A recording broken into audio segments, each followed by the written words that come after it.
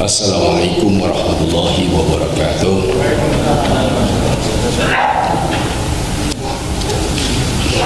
Bismillah, walhamdulillah, wassalatu wassalamu ala rasulillah Sayyidina Muhammad ibn Abdullah wa ala alihi wa sahbihi wa mawala. Mari kita lanjutkan tafsir Maudhu Bitiroy. Insyaallah hari ini kita akan membahas surat At-Taubah ayat 32. Judul ayat 32 surat Al-Bara'ah yang pas adalah bela Islam dari para penistanya, itu Yahudi, Nasrani, Kafiri, Munafikin, Islamofobia, Syiah, Ahmadiyah, komunis, dan ulama pencilat, laknatullah. Hadirin Allah, surat Al-Bara'ah ini mengindikasikan bahwa tetap akan terus ada berupaya musuh-musuh Islam ini untuk menghancurkan dan menistakan Islam berbagai cara mereka. Di ayat ini jelaskan upaya mereka itu dengan afwah, yuriduna bi afwah, meniupkan mulut ke Islam. Digambarkan dalam Ibnu Katsir seperti orang yang mau memadamkan matahari dengan tiupan mulutnya. Impossible. Matahari yang begitu cahaya benang, terang benderang, tetapi mau ditiup oleh mulutnya. Itulah gambar orang kafir yang anti Islam untuk menghancur Islam. Tidak mungkin terjadi Islamnya. Nurullah sini, cahaya Allah akan Islam. Bahkan ya Allah tidak senang kepada apa mereka. Bahkan Allah yutiman nurah, akan memenangkan. Di sini tafsirnya yadhar, Islam akan jaya tetap. Tetapi umatnya memang di ayat ini tidak dijamin. Seperti pendapat Kiai Haji Dahlan. Ya, umatnya itu tidak dijamin. Artinya bisa saja hilang umatnya, Islamnya tetap ada di dunia ini, di Indonesia ini. Nah, kita melihat beberapa hari terakhir itu dibagikan Pak, tiba-tiba ngomong bahwa ada 14 poin dan ini harus dijawab oleh kita di acara moderasi beragama. Islam Jamaah, Islam Nusantara tidak laku, liberal sudah begitu tidak didengar, muncul lagi istilah baru, moderasi beragama. Jadi sama dengan agama itu dianggap sama, kemudian diarahkan untuk tujuan mereka, dipolitisir lah. Bukan hanya Islam, semua agama, tetapi intinya harus berubah, yang murtad, yang rusak adalah Islam. Kenapa? Karena memang kerjasama mereka antara umat Islam dengan umat kafir itu dijelaskan dalam surat Al-Anfal ayat 1. Walladzina kafaru ba'dhum awliya ba'din. Jadi orang kafir satu sama lain bergabung. Dan orang-orang munafik ini memang di dalam surat At-Taubah ayat 68, wal munafiqun wal munafiqun ba'dhum awliya ba'din ya'murul munkar bil munkar wa yanhal ma'ruf. Jadi orang-orang munafik itu mencegah ma'ruf dan memerintah kemunkaran. Kalau kita kan amar ma'ruf nahi munkar, kan mereka amar munkar nahi ma'ruf. Memang begitu cara hidup mereka. Nah, sehingga di sana semahumul innal munafiqina humul fasiqun. Orang-orang munafik itu orang fasik. Orang fasik itu yang keluar dari Islam masuk ke kafir, keluar dari cahaya iman masuk ke gelap gulita, keluar di gedung istana masuk ke gorong-gorong, kira-kira seperti itu. Jadi mereka memang melakukan upaya yang kita tidak rasional gitu ya. Kok yang munkar kok malah diperintah, yang ma'ruf dilarang. Sehingga ancamannya jahannam khalifiha, mereka masuk jahannam selamanya. Dan memang ada la'anullah, sehingga tadi saya terjemahkan laknatullah mereka. Ya, baik, ini variabelnya. Kalau saya lihat di sini paham liberal itu harus dijawab 14 bulan cukup waktunya ya, mudah-mudahan. Saya akan singkat saja bahwa Nabi Muhammad SAW tidak pernah merasa benar menurut mereka, padahal al-haqqu min rabbik fala takuna minal mumtarin. Kebenaran itu dari Allah. Rasul mendapat wahyu sehingga dia tidak boleh kamu masuk ke orang ragu. Sebab Nabi Muhammad memang tidak pernah ragu. Kalau orang yang sudah ragu ya masuk biasa. Nabi Muhammad tidak pernah ragu, tidak pernah salah dalam pengertian tadi menganalisis sesuatu yang dahsyat. Sebab hilang sifat kemanusiaan salah. Kalau salah dia tegur. Nabi Muhammad, "Fala takuna minal mumtarin." Fala takuna minal mumtarin. Namun kamu jangan kali-kali masuk pada orang yang suka ragu. Artinya Nabi tidak pernah ragu. Bahkan turun Al-Quran itu menurut tadi fala takuna tadi surah Al-Imran ayat 60. Kalau di surat Furqan ayat 32, kadzalika lunasa bi fuadak wa tartil. Justru dengan sebab wahyu Nabi Muhammad dimantapkan keyakinannya. Bukan dimantapkan nusantaranya, dimantapkan keyakinannya. Dan sehingga turun Al-Quran dengan cara tartil, rasional, faktual, dan bisa dibaca oleh siapapun, bisa dipahami oleh siapapun, kecuali tadi iman yang kalau diberi ya meskipun paham dia tidak iman. Bahkan dalam surat An-Najm ayat 4 dan 5, in huwa illa wahyuha. Rasul tidak pernah bekerja, tidak pernah berkata, tidak pernah bergerak, tidak pernah berucap kecuali wahyu. Wahyu itu mutlak benar. Jadi Nabi Muhammad sejak kecil al-amin, jujur. Tapi oleh orang-orang liberal ini Nabi Muhammad tidak pernah merasa benar. Kalau pahlawan walian kaki batang tarbo itu sebenarnya memang Nabi bukan ragu, tapi saking kangennya turun wahyu itu kok lambat gitu. Sehingga Nabi seolah-olah bukan ragu tapi justru kangen turun wahyu biasa datang kok tidak. Sekolah rota kalau bawa jika pisama kadang-kadang menagadah ke langit. Dia bukan ragu. Ya, Nabi tidak pernah ragu. Tidak pernah merasa ragu. Dia bilang Nabi tidak pernah benar, tidak pernah merasa benar. Berarti dia di bawah sak di bawahnya, gofil. Nah ini orang ini ya kalau bukan liberal dan Syiah dia mungkin begitu. Satu ya. Baik, yang kedua, bahwa kalimat tauhid adalah kalimat persatuan, bukan kalimat la ilaha illallah. Ini juga ngaco. Kalimat tauhid itu la ilaha illallah. La ilaha illallah itu kalimat tauhid. Untuk apa? Untuk supaya manusia punya ikatan. Kalau ikatan itu ikatan batin dengan la ilaha illallah, bukan ikatan parsial juz'iyah. Kalau kalimat persatuan itu kan lahir. Ya. Jadi kalau kita lihat di dalam Al-Quran surat Al-Imran ayat 64 itu kan ada kuliah Alkitab ta'alu ila kalimatin sawa bainana wa bainakum. Itu asbab nujunya memang orang Yahudi paling mengklaim dengan Nasrani, mengaku paling benar, ributlah mereka. Kemudian ta'alu ila kalimatin sawa, Nabi manggil, mari kamu ke sini kepada kalimat yang bisa mempersatukan. Jadi kalimat sawa bukan kalimat persatuan, tapi kalimat yang mempersatukan. Makanya kata Imam Jalil Suyuti dalam tafsir Jalalain, sawa ini ayat mustawin, bukan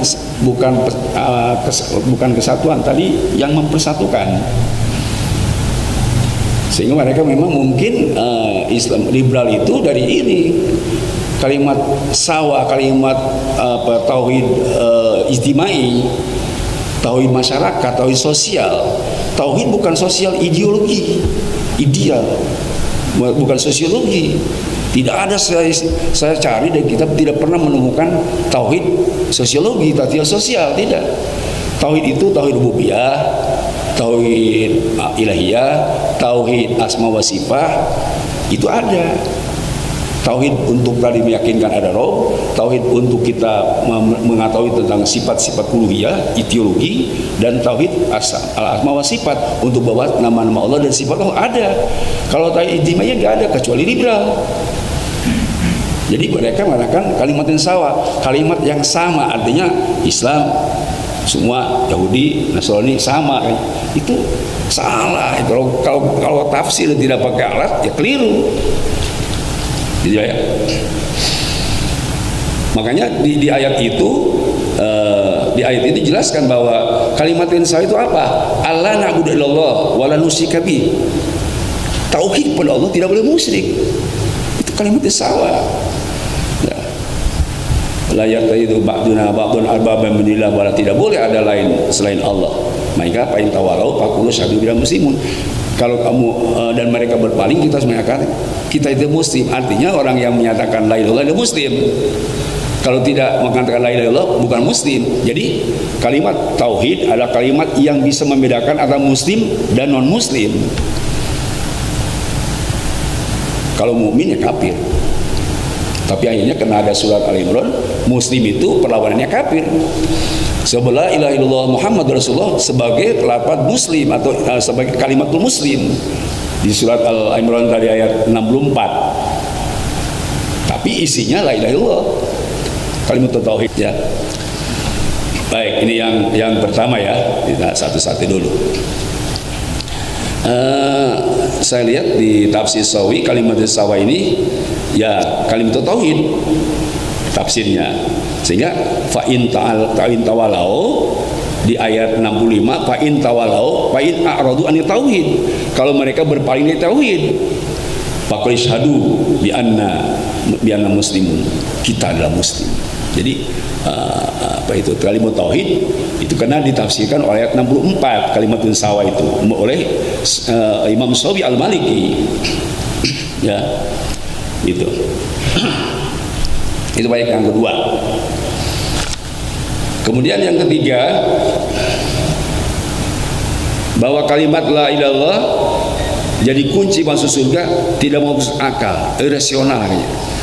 Bahwa kalimat la ilaha illallah kunci masuk surga, padahal kita lihat dalam surat Al-Zilzilat, fama ya'mal mithqala dzarratin khairan yara wa may ya'mal mithqala dzarratin syarran yara. Barang siapa orang yang beramal meskipun sebiji darah di bawah atom, itu pasti dapat pahala kalau baik. Kalau dia beramal meskipun sebesar darah jelek, pasti disiksa. Itu namanya fa'lun qalil, perbuatannya sedikit, atau amalun qalil. Sekarang coba kalau kita lihat misalnya di dalam beberapa hadis dijelaskan oleh Rasulullah. Misalnya di dalam Sunan Abi Daud juz 13 halaman 329 sampai 331, kan itu sering dibaca oleh para ustaz. Man kana akhiru kalam la ilaha illallah dahul jannah. Barang siapa orang yang di akhir kalamnya itu membaca la ilaha illallah, masuk surga. Hanya la ilaha illallah. Bahkan di dalam kitab Al-Waid Risat karena Asy-Syaikh Al-Buwi menyebut nama Allah, akhir kalamnya Allah, masuk surga. Itu seberapa berat sih kalimat Allah, seberapa besar sih kalau dibandingkan dengan yang lain-lain. Makanya orang kafir itu susah untuk mengatakan Allah, sebab Allah mereka semu. Selain Allah ada lagi Allah yang lain, semu, musyrik namanya. Tapi untuk tauhidullah, mengesahkan Allah berat. Ya, ada lagi di dalam, saya lihat Fathul Bari juz 6 halaman 634 dan 639, itu hadis nomor 346. Ya, sama di dalam Sarah Hikam saya juz 2 yang menjelaskan. Itu kalau di Hikam itu ada suyuhun bawa, kakek-kakek bajingan gitu. Kalau di dalam Fathul Bari imru'atun bagot, perempuannya yang pelacur. Tetapi karena si perempuan dan kakek tadi kelewat, kemudian melihat anjing terjepit, kemudian dibuka sepatunya, si perempuan ngambil air, lalu air itu setetes diberikan kepada anjing. Faghufirolaha, hadisnya, diampuni dosanya semua yang melacur itu. Sekadar setetes air. Itu bisa begitu. Fa'lun qalil atau dzarrah tadi itu. Jadi kalau la ilaha illallah itu disebut oleh hadis Nabi miftahul jannah la ilaha illallah. Dan itu sudah jadi apa namanya, menjadi pemahaman yang mendasar bagi kaum sufi, apalagi tarekat. Jadi yang mengatakan bahwa la ilaha illallah kunci masuk surga irasional, ini dari mana dalilnya? Kalau bukan dia menghina dan memang tidak beriman, ya. Baik, di dalam Musnad Abi Hanifah malah dijelaskan bahwa Rasulullah ketika menengok orang Yahudi yang sakit sekarat maut, kamu ditanya, atas la ilaha illallah, kamu siap bersyahadat? Kalau bahasa kita, oke, saya siap. Nah, begitu oke, baca syahadat, lalu dipulasar oleh Nabi. Di sholat, di pulasar, dipandiin, dipamanin, disolatkan, dikubur. Bahkan 2 bulan berlalu saya sering cerita ketika Nabi sidak menemukan ada akhbar, ada orang Yahudi sedang baca Taurat, di sampingnya ada anak kecil. Kata Rasul, apakah ada sifatku dalam Taurat? Tidak ada. Anaknya yang mendengar tadi bahwa di Taurat ada, Pak, bukannya ada sifat Rasul, sifat Muhammad. Karena dia marah sama anaknya, ngambil pedang, disabet itunya lehernya, mati dia. Lalu diurus lagi oleh Nabi, disolatkan. Sebatas ukur menyebut ada sifat Nabi. Begitu pangkas kepalanya, mati, itu Muslim. Hanya sebut ada sifat Nabi, Nabi Muhammad. Jadi kalimat yang sedikit, kalau memang itu perintah di Allah atau perbuatan yang sedikit, perintah di Allah, itu besar. Perbuatan yang sedikit toleransi Allah hanya sekadar untuk sujud hormat. Wahai malaikat, sujud hormat ke Adam, merunduk sedikit, tidak kufur dia, sekadar tidak merunduk. Makanya dulu ketika kita dijajah Jepang sudah harus menengok ke AMK melakukan fatwa, tidak boleh menengok ke barat ke timur karena merunduk, itu musyrik. Itu sekadar mengumat bisa musyrik, itu fa'lun qalil. Ini la ilaha illallah, sudah dijamin masuk surga. Kalau bukan Syiah atau bukan liberal, tidak mungkin mereka itu. Jadi Pak ya, kan banyak dia 14 selesai. Yang keempat, Islam belum sempurna dan tidak pernah sempurna. Ini tambah kacau lagi kalau ini. Jelas surat Al-Maidah, al-yauma akmaltu lakum dinakum wa atmamtu alaikum ni'mati wa raditu lakum al-Islam madina. Aku sempurnakan hari ini al-yauma akmaltu lakum dinakum. Hari ini aku sempurnakan agama kamu. Dan wa atmamtu alaikum ni'mati, nikmatku yang diberikan kepada engkau, kepada kaum muslimin disempurnakan juga, dan aku rela Islam sebagai agama. Ini saya lihat di dalam tafsir, banyak sekali saya lihat tafsir Ibnu Katsir dari Jalalain. Ada tafsir Asy-Syamil Qur'anil Karim, ini Dr. Amin Abdul Aziz, dia mengatakan wa kamalul Islam haqiqah la mir'abiyah. Kesempurnaan Islam itu tidak bisa dilakukan lagi, benar adanya, tidak ada yang bisa mendebat. Bahkan bukan hanya di debat, ya'rifu alil mudarisun, para ahli peneliti, para ahli penelitian, baik itu kafir atau muslim, sudah tahu, sudah memahami tentang Islam itu benar dan semua ada di dalam Islam itu. Ma farqa bil kitabi min syai', tidak ada satu aspek pun yang tidak ada di Islam. Hatta yang besar, yang kecil ada, mikro yang makro. Urusan negara, urusan keluarga, urusan dunia akhirat. Ada, saya punya teman, Syekh Kiai Haji Ahmad Qayyum Mahsud. Dia memberi contoh 3 tentang kesempurnaan Islam. Apa salah satu contoh yang dikemukakan? Ya, contoh di dalam kitab Mawsu'atul Gharabil Qasas, ya, Ahmad Salim Badbilan, itu ada 3 contoh kesempurnaan Islam. Pertama, di Amerika Serikat itu ada sebuah rumah sakit, kemudian rumah sakit itu ya karena seperti rumah sakit yang melakukan bersalin bidan, ada 2 bayi yang lahir bareng, tetapi si susternya lupa untuk memberi gelang atau memberi tanda apakah ini untuk si laki-laki, untuk si ibu si A atau untuk si B, lupa. Akhirnya tertukar, ribut. Lalu si dari dokter yang muslim, dari dokter, ada seorang dokter yang muslim, dia pergi ke Mesir karena dia orang muslim, lalu bertanya kepada gurunya, terbang ke sana, pas datang ke Mesir bertanya, ada yang saya ingin tanyakan di kerjaan saya, ada 2 bayi yang lahir belum dikasih tanda, kemudian bingung untuk menentukan mana ini laki perempuan, anak yang mana, satu laki satu perempuan, anak ibu siapa. Lalu si ulama itu membaca lidzakari mislu hadil unsayain, untuk laki-laki bagiannya 2 kali lipat perempuan. Belum dilanjutkan, pergi lagi si dokter muslim itu, udah cukup, berangkat lagi ke Amerika Serikat. Kemudian dilakukan sebuah penelitian, ada 3 yang diteliti. Pertama yaitu al-halba, halba itu artinya air susu ibu. Yang kedua al-amlah, yaitu zat garam. Dan yang ketiga yaitu al-vitaminiyat, zat vitamin yang ada di si ibu itu. Pas itu diteliti, si ibu yang satu ini air susunya melebihi dari yang kedua, kemudian zat garamnya juga, termasuk kimianya juga. Pas begitu diteliti, si ibu yang kedua ternyata lebih rendah dari 3 hal tadi itu. Maka si dokter muslim memanggil kepada sebuah dokter, ini yang lebih air susunya dan lebih zat garam dengan kimianya, maka harus dikaitkan dengan anak laki-laki, sedangkan yang kurang ini untuk anak perempuan.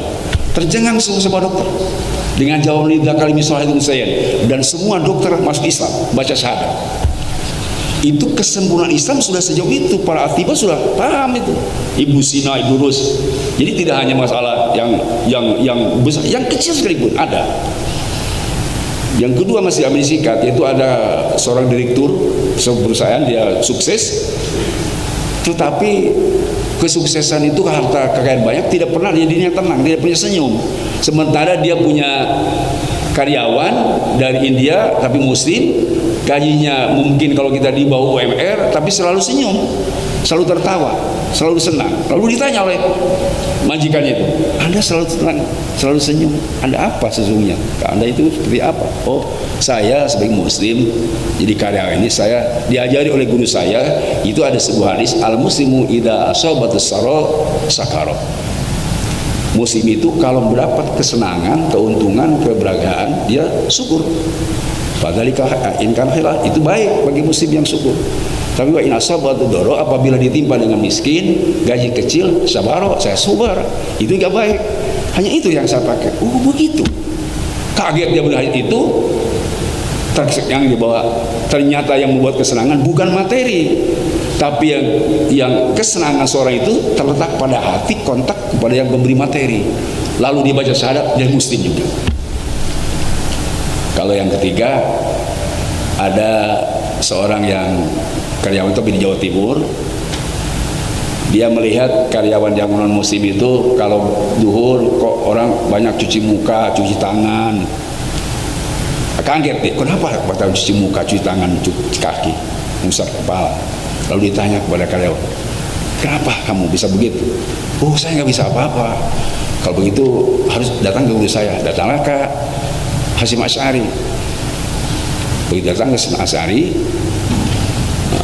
dijelaskan oleh Hasyim Asy'ari tentang hikmah fadilah wudu. Begini hikmahnya. Kaget dia, sampai si karyawan yang non muslim masuk Islam juga. Ini maksudnya contoh tadi bahwa di mana tidak sempurna Islam, kecuali orang-orang yang Syiah atau orang yang liberal. Islam sudah sempurna. Bagaimana tidak sempurna? Semua sudah ada. Urusan akhirat, urusan dunia, urusan negara, segala macam ada. Baik. Paling ketiga, keempat ya. Yang kelima, bahwa setelah wafat Nabi Muhammad SAW ada konflik berdarah, yaitu berebut kekuasaan antara Abu Bakar dan Ali radhiyallahu anhu, sehingga terjadi pertumpahan darah sampai saat ini. Ini juga keliru. Kenapa keliru? Setelah Rasul wafat tidak ada pertumpahan darah itu. Kenapa? Karena setelah Rasul wafat itu memang sedikit pernah ada bersengketa, tetapi untuk menentukan siapa pengganti Rasul, maka kemudian ada hadis yang dibaca bahwa yang harus diterima adalah dari al-immatul min Quraisyin. Hadis menunjukkan bahwa pemimpin harus dari orang Quraisy. Maka tidak ada pemimpin Quraisy yang paling tua adalah Abu Bakar. Mereka kemudian setuju bahwa yang harus diangkat pemimpin adalah Abu Bakar. Dilantik pada saat itu Abu Bakar. Rasul masih belum di Pulasara, tetapi di dalam hadis lain setelah Abu Bakar ditetapkan sebagai khalifah, kemudian diurus Rasulullah oleh ahlul bait, oleh keluarganya, dan waudi asirahu fi baiti. Kemudian Rasulullah karangannya ditempatkan di rumah Rasul. Salah kalau sampai mengatakan berdarah. Apa yang diperbutkan sudah selesai. Bahkan ada nasihat dari Abu Bakar saat itu ketika dilantik bahwa akan terjadi penguasa yang dolim, penguasa yang sewenang-wenang. Itu ketika saat itu sudah disepakati bahwa Khalifah Abu Bakar tidak berdarah, tidak pertumpahan darah, tidak. Ya, ini saya kira kaitan dengan isu-isu yang tadi dikembangkan oleh para Islamofobia seperti itu. Makanya kita harus harus menjawab dengan cara ilmiah, ya, dengan cara ilmiah. Kalau kita tidak berdasarkan data-data yang real, nah tentu kita tidak akan mendapatkan apa-apa ketika diserang oleh musuh-musuh kita. Jadi sekali lagi, yang keempat ini tidak ada pertumpahan darah, tidak, karena sudah selesai ketika dipilih Abu Bakar Siddiq dan semua sepakat, kemudian diurus di Pulasar Rasul dan kemudian dikebumikan. Itu jawaban yang nomor ke berapa? Ke-6. Kelima ya. Ini yang ke-6 nih. Bahwa Nabi Muhammad SAW sebagai berono saat kawin dengan Sayyidina Khadijah. Ini luar biasa. Nabi Muhammad SAW sejak kecil sudah amin dipercaya dagang bersama Khadijah ke Syam, membawa barang dagangan Khadijah. Lalu ada lebih diberikan oleh, bahkan ketika ada yang nanya bahwa harga ini lebih daripada ketentuan Khadijah, tidak dijual, malah balik dulu ke Khadijah saking jujurnya dan menghasilkan banyak uang. Sehingga ketika Nabi nikah sama Khadijah 100 unta mas kawinnya, bukan lobby-lobby Khadijah, itu hasil karya Nabi Muhammad, usaha 100 unta. Kalau sekarang 1 unta berapa? 10 juta kalikan sebarang. Jadi itu di dalam kitab Bulughul kitab Siratun Nabawi yang Sulh Hasanul Yakin sudah ada. Tapi ini orang kenapa Nabi dituduh tadi nyalin unta gelung? Ini nggak benar. Ini kalau bukan Syiah dan Ahmadiyah berkurang sama Islam nggak mungkin terjadi. Meskipun profesor, doktor, haji, nggak benar. Ya, kita harus tolak. Sebab apa? Itu bertentangan dengan sejarah Rasul dan menghina Rasul. Jadi yang maaf ya, bahasa kita yang ngebut bukan Rasul, Khadijah yang mau. Dan memang karena pernikahan antara Khadijah dengan Rasul itu kan pernikahan ideologis, bukan pernikahan biologis. Sedikit apa jawabannya? Yang ke-7, bahasanya Khadijah radhiyallahu pengikut Nasrani dengan bukti tidak mau dimadu atau anti poligami, dan konsultasi ke pendeta Nasrani yaitu Waraqah bin Naufal. Ini juga salah. Kenapa salah? Nabi Siti Khadijah bukan pengikut Nasrani, bukan. Ya, bukan pengikut Nasrani. Sebab tadi tidak mau dipoligami. Kenapa? Di dalam kitab Subul Huda wa Rasyad fi Sayyid Khairil Ibad itu ada Dr. Muhammad Yusuf As-Salihi namanya. Di dalam juz kedua halaman 300 dia sampaikan ajma sahabat ashabuna ana aula muslimin istijaban li Rasulillah Khadijah Kubra. Para ahli sejarah sepakat yang pertama masuk Islam kepada Rasulullah ketika Rasulullah fatwa adalah Siti Khadijah dari kelompok perempuan. Jadi tidak benar kalau Siti Khadijah penganut Nasrani. Artinya tidak benar Nabi nikah kepada Khadijah, tidak benar. Sebab menurut para ahli sejarah bahwa justru Rasulullah menikah kepada Khadijah karena Khadijah yang pertama masuk Islam. Di dalam hadisnya dia nuzul ba'da nuzul wahyi, setelah turun wahyu kepada Muhammad SAW, aman bihi Khadijah binti Khuwailid wa sadaqat biha ma ja'a bi sallallahu alaihi wasallam. Jadi setelah turun wahyu, maka yang pertama maksudnya adalah Khadijah binti Khuwailid, dan Khadijah membenarkan kepada seluruh isi wahyu disampaikan oleh Rasulullah SAW. Ya. Adapun di sini disebutkan bahwa pernah datang ke Warokoh, ya, ke Warokoh, konsultasi ke pendeta Nasrani Warokoh bin Nawfal.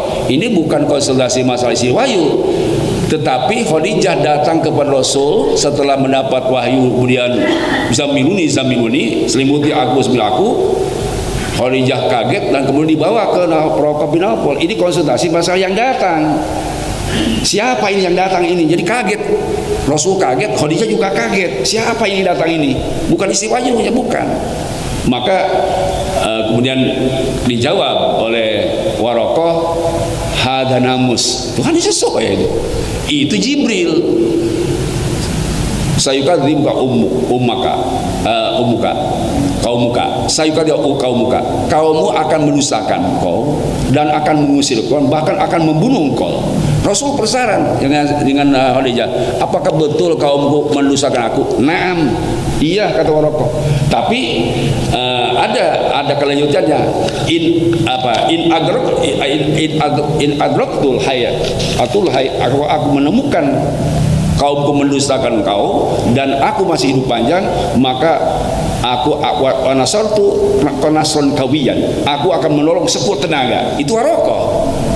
Jadi yang dikonsentrasikan bukan isi wahyu, Jibrilnya. Jadi kalau di sini disebut konsultasi ke pendeta kemudian Khadijah Nasrani, ya salah. Tidak baca sejarah dia. Kalau bukan Islamofobia dan bukan Syiah dan iklan benar, tidak mungkin ngomong begitu. Terus yang berapa? 8.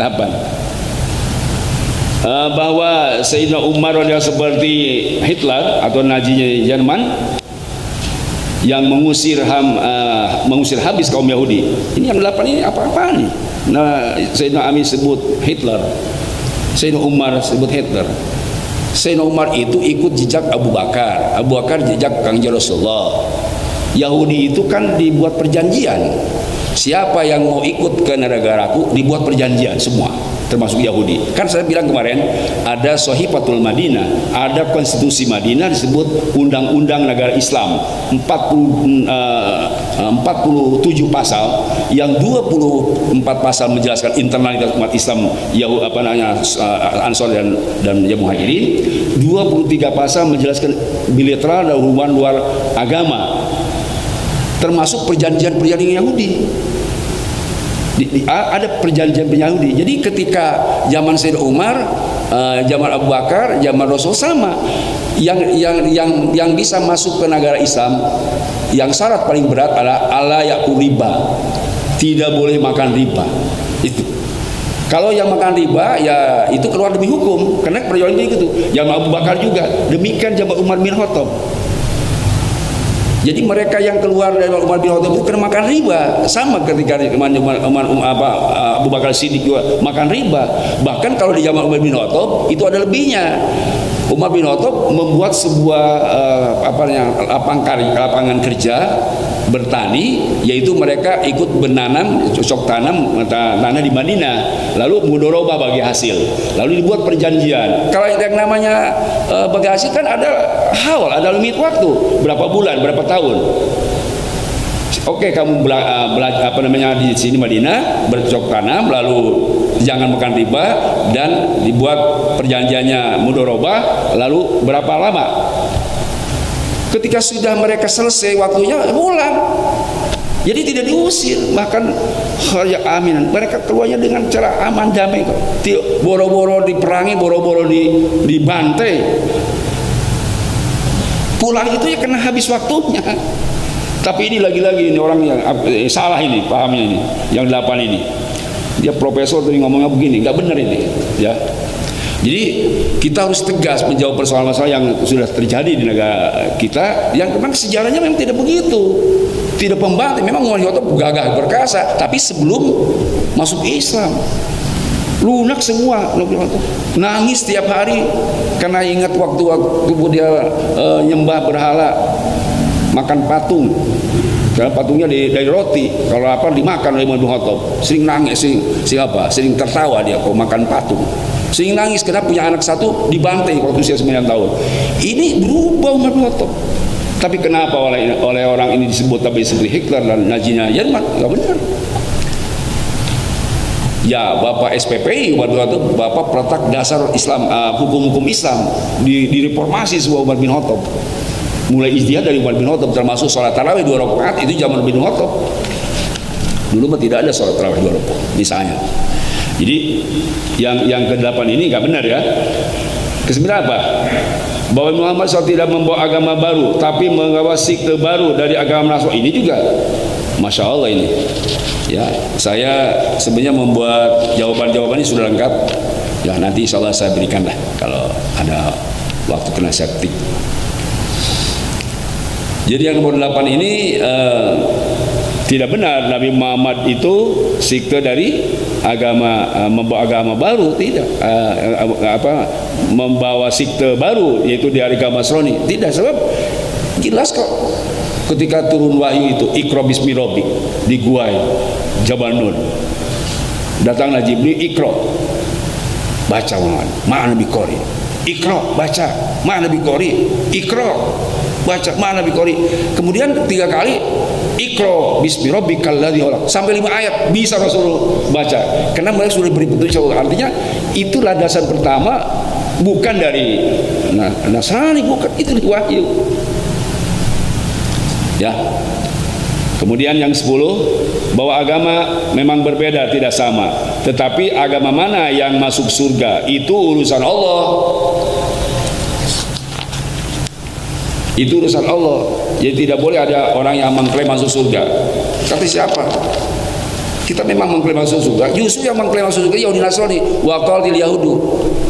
Kata orang Yahudi, yang berhak untuk masuk surga adalah Yahudi. Demikian Nasrani, yang mereka masih mengklaim. Bukan, Allah yang memberikan tahkimnya. Itu di dalam surah Al-Hajj ayat 22, di ayat 56. Coba Bapak lihat surat Al-Hajj ya, nomor 22, coba takut saya. Itu ayat 56. Al-mulku yauma idzin lillah. Kerajaan di hari kiamat milik Allah. Yahkumu bainum. Allah yang memutuskan di antara mereka, di antara kita semua, di antara Yahudi Nasrani semua. Allah yang memutuskan. Falladzina amanu wa amilus sholihat fi jannatin naim. Orang yang beriman amal soleh masuk surga. Bukan kita yang bikin. Allah yang memutuskan. Orang muslim yang beriman itu beramal soleh masuk surga. Walladzina kafaru wa kadzabu bi ayati fa ulaika hum adzabul muhin. Orang kafir yang mendustakan ayat Allah masuk ke dalam neraka dengan hina. Itu bukan, meskipun mereka mengklaim dia masuk neraka, kita tidak mengklaim masuk surga. Allah kok yang menjanjikan wa'iddat jannatul lil muttaqin wa 'alallahul ladzina amanu wa 'amilus sholihat. Itu Allah berjanji semua dan dibuktikan janjinya, innallaha la yuhibbu. Jadi kita bukan mengklaim karena kita mesti masuk surga lalu mengalahkan yang lain. Itu kita tidak begitu, tidak seperti dipahamkan oleh mereka yang anti Islam. Dan mereka itu apa? Anti Islam sama orang-orangnya. Allah, Rasul, malaikat, Islamnya itu dibenci. Kalau kita kan benci kepada ideologinya, kepada kekufurannya, orangnya tidak. Saya kira pelihara oleh kita. Yang 12, bahwa makna kafir adalah gelap mata, hasud, bakhil, takabur. Ngaco ini. Kafir itu tertutup dalam soal Al-Fatihah 29. Liyagidha bil kufar, supaya para petani yang biasa nanam padi, nanam jagung, bijinya ditanam disembunyi oleh tanah, itu kufar. Gara-gara menyembunyikan biji jagung di dalam tanah, gara-gara menyembunyikan biji kacang, disebut kufar. Sebab pekerjaannya menyembunyikan biji, kufar, tertutup. Jadi kafir itu tertutup hatinya, bukan bakhil. Gimana sih kok kacau ngomongnya? Kafir itu tertutup hatinya, zulumat, jadi gelap. Gitu ya. Dalam surah apa tadi? Surat Al-Fatihah ayat 9. Nah, apa lagi? 12. Dah, 13 apa? Bahwa malaikat bodoh dan Allah berkata kepada para malaikat, jangan ngabacot. Ya Allah begitu, dijawab oleh Allah, ini alamu mala ta'lamun. Sopan Allah ngomongnya. Aku lebih tahu kepada apa yang kamu tidak tahu. Kan malaikat ngomong, kenapa yang jadi khalifah itu yang suka menumpahkan darah? Tidak ngabacot, nanti Allah sopan kok. Ini alamu mala ta'lamun. Aku lebih tahu dari kamu. Kenapa jadi ngomong ngabacot? Bacot bahwa sunnah congcot. Nah, jadi sedangkan Bapak semua di dalam Al-Quran, orang yang memusuhi Jibril, yang memusuhi Mikail itu disebut itu adalah musuh Allah. Yang memusuhi Jibril, yang memusuhi Mikail itu, kul man kana aduwwa li Jibril fa innahu nazala ala qalbi. Katakan Muhammad, siapa yang memusuhi Jibril, Jibril itu yang membawa kepada engkau. Sebab mereka itu kan Bapak ada yang memusuhi Jibril. Kenapa Jibril? Sampai mengatakan, mereka bilang Jibril salah alamat. Harusnya Jibril menurunkan wahyu ke Ali, kenapa ke Muhammad? Sampai begitu. Jibril yang dimusuhi. Itu sama dengan orang Yahudi Nasr dulu. Saya diabadikan di surah Al-Baqarah ayat 70 ayat 30 ayat 97. Makanya di ayat 98 ditegaskan, man kana aduwwa lillahi wa malaikatihi wa Jibril fa innallaha aduwwun lil kafirin. Siapa orang yang memusuhi Allah, memusuhi Rasul, memusuhi malaikat, memusuhi Jibril dan Mikail, musuh Allah. Maka disabab oleh mereka kok begini ya. Malaikat bodoh. Yang bodoh jangan bacot sih. Yang 14 terakhir, bahwa gambar Yesus ada di dalam Ka'bah serta dijaga dan dilindungi oleh Nabi Muhammad SAW. Ini juga salah. Ya, kenapa salah? Kenapa salah? Sebab di dalam kitab Akhbaru Makalil Arzaki itu dijelaskan bahwa ya, apabila ketika terjadi Mekah, maka kemudian Rasulullah memerintahkan kepada Ibnu Abbas membasuh air Zam-Zam supaya air Zam-Zam itu untuk mencuci Ka'bah. Wa wada'a kafai ala surati al-Imran wa ummi. Kemudian Rasul menutup dengan dua telapak tangannya ada gambar Yesus dan Maryam. Baqala Nabi katakan, imsahu jami'su ila tahta yadih. Hapus semua gambar kecuali yang di bawah telapak tanganku. Wa rafa yadaihi, ketika diangkat wa fi suratu ibnu Maryam wa umma. Ketika diangkat ternyata ada Yesus dan ibunya. Ini hadis menurut taklik yaitu Rasul Sholih, hadis jadi al-mudrajah. Hadis ini hadis mudraj. Apa hadis mudraj? Ada kalimat yang disisipkan, bukan hadis, yaitu tahta tadi ya, kecuali yang di bawah dua telapak tangan Nabi itu katanya hadis. Itu bukan hadis. Hadis mudraj. Siapa yang menyusupi? Ya pihak yang berkepentingan. Ya, makanya di dalam kitab Minhaj bin Nador, wa kuludha muharramun wa qadihun. Setiap hadis mudraj, baik yang matan atau isnad. Matan itu tadi kalau matan hadis disisipkan di matannya. Kalau isnad bukan sanad, dimasukkan di sanad. Itu muharramun, diharamkan oleh ahli hadis. Dan qadihun itu cacat, tidak bisa dijadikan hadis. Jadi hadis yang menyebutkan bahwa Yesus dan Maryam itu tidak hapus, salah. Dihapus semua. Ada hadis lain. Hadis lain bahwa Rasul memerintahkan kepada Umar bin Khattab untuk menghapus semua gambar, bahkan walam yadhulu hatta tamis surah kullaha. Itu di dalam Ibnu Sa'ad di Tabaqat. Rasul memerintahkan kepada Umar, hapus semua gambar yang ada di Ka'bah. Sebelum dihapus, aku tidak akan masuk ke dalam. Itu dulu begitu. Bahkan di hadis lain, sumaro'a surat Maryam minaswa. Kemudian ketika Rasul masuk ke Ka'bah, katanya ada masih gambar Maryam dan Yesus. Pakola Rasul mengatakan, imsahu mimma fiha. Hapus itu yang ada Maryamnya dengan Yesusnya. Bahkan kita katakan, Bapak ingat surat Al-Hajj, Nabi Ibrahim tugasnya untuk membersihkan Ka'bah. Tujuannya supaya bisa tawaf, bisa sholat, dan rukuk sujud. Nabi Muhammad melanjutkan perjuangan Ibrahim. Makanya sudah saya sering sampaikan, ketika Nabi Muhammad putus Mekah, 360 berhala dihapuskan semua, diperintah kepada Umar. Habis semua, dan sampai sekarang juga tidak ada buktinya. Tidak ada itu berhala-berhala gambar Yesus, nggak ada. Kenapa mereka mengatakan ada Yesus dan Maryam? Kalau tidak orang berkepentingan memasukkan kalimat itu bukan orang Muslim. Jadi tidak benar kalau tadi Nabi Muhammad SAW memelihara Yesus dan tidak benar, nggak ada di situ. Ya, ini bisa juga kalau hadis namanya hadis Israiliyat. Orang-orang Zionis memang suka berbuat begitu. Jadi memasukkan hadis-hadis palsu, hadis-hadis yang tidak benar. Baik, Bapak semua, itulah barangkali beberapa hal yang ingin saya sampaikan, meskipun sederhana sekarang. Insya Allah minggu depan saya tip dengan rapi, nanti saya bagikan. Ya, sudah, karena saya berkewajiban untuk mengasih tahu ke Bapak-Bapak, kalau ada paham-paham yang sesat, yang keliru, kita wajib menjawab. Ya, mudah-mudahan kita, anak kita, keluarga kita, semua jamaah kita terbebaskan dari paham Syiah, paham liberal yang akan mengacak-ngacak umat Islam. Ya, mudah-mudahan kita dijaga oleh Allah Subhanahu wa taala. Mudah-mudahan Allah memberikan taufik hidayah, kita selamat dunia akhirat, maut husnul khatimah. Subhanakallahumma wa bihamdik, asyhadu an la ilaha illa anta, astaghfiruka wa atubu ilaik. Wa sallallahu alaihi wa sallam ala sayyidina Muhammadin walhamdulillahirabbil alamin. Assalamualaikum warahmatullahi wabarakatuh.